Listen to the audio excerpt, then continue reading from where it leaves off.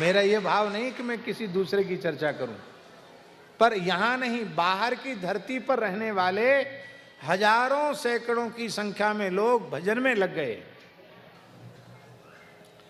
तो ऐसा बिल्कुल नहीं कि सत्संग से सुधार नहीं होता, पर यदि हम केवल यही लक्ष्य लेकर चलें कि हमको कथा सुना सुना करके जय जयकार बटोरनी है, रुपए पैसा इकट्ठा करना है, मान बढ़ाई पद प्रतिष्ठा का अर्जन करना है, ये भाव लेकर के हम कथा कहें तो उस कथा से न हमको लाभ होगा न सुनने वालों को लाभ होगा। मनोरंजन भले ही हो जाए पर वस्तुतः लाभ नहीं होगा।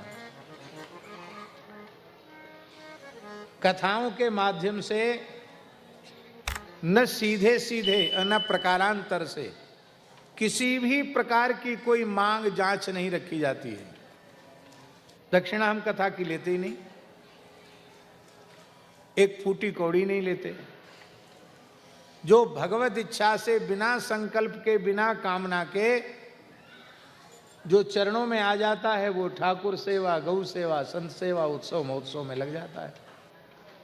हमारी निजी स्थिति ऐसी है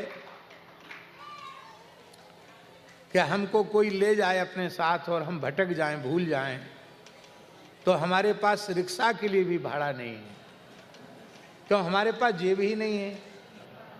जेब हो, थैला हो तो उसमें कुछ रखें। हमको जो गुरुजी ने कपड़ा पहना है उसमें कोई जेब नहीं है। और ऐसा हुआ, एक बार हमारे वृंदावन में एक जगह उत्सव था, उसमें योगी जी आए और पूज्य स्वामी श्री ज्ञानानंद जी, श्री योगी आदित्यनाथ जी, हमको दूसरी जगह नहीं जाना था, पर वो जबरदस्ती हाथ पकड़ के चलो, उनके साथ गाड़ी में बैठ गए। अब बैठ तो गए, अब हमारे साथ वालों को तो सुरक्षा वालों ने भीतर घुसने नहीं दिया, धक्का देकर बाहर निकाल दिया। अकेले हो गए हम। और वहां जैसे ही कार्यक्रम हो गया स्थल पर, तो मुख्यमंत्री का तो हेलीकॉप्टर उड़ गया और सब अपने अपने गए। हमारी खड़ाऊं भी दूसरी जगह कहीं छूट गई और भयंकर गर्मी का समय, जमीन एकदम तप रही।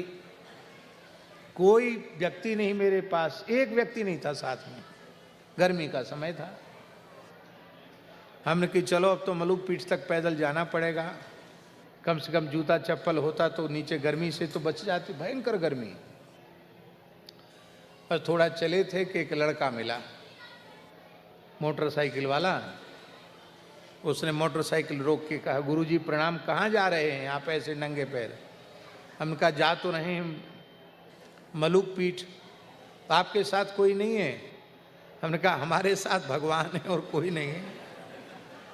साथ जो थे वो पता नहीं कहाँ के कहाँ रह गए, क्योंकि सुरक्षा होती ना तो उधर जो गाड़ियां हमारी थी उनको भी नहीं आने दी। तो बोला महाराज जी मैं आपको मलुक पीठ तक पहुंचाया हूं, मेरी मोटरसाइकिल पर आप बैठ जाइए, मेरा बहुत मन है कि आपको बिठाऊं। मैंने कहा बैठ जाता हूं, चलो भगवान ने भेज दिया इस बेचारे बच्चे को।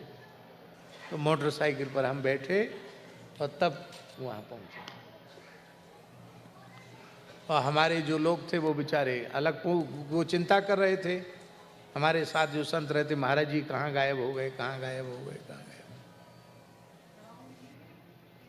तो हम कुर्ता उर्ता पहनते होते, जेब में कुछ पैसा होता तो कम से कम कहते भैया एक रिक्शा ले आओ। लेकिन ठाकुर जी कहीं कोई कसर नहीं रखते हैं। एक फूटी कौड़ी पास में न हो तो भी कहीं चले जाएं, भगवान ऐसे रखते हैं जैसे माँ अपने छोटे बच्चे को गोद में ही रखती है, कभी गोद से अलग करती नहीं। ऐसा अनुभव होता है कि भगवान ने जैसे अपनी गोद में ले रखा है।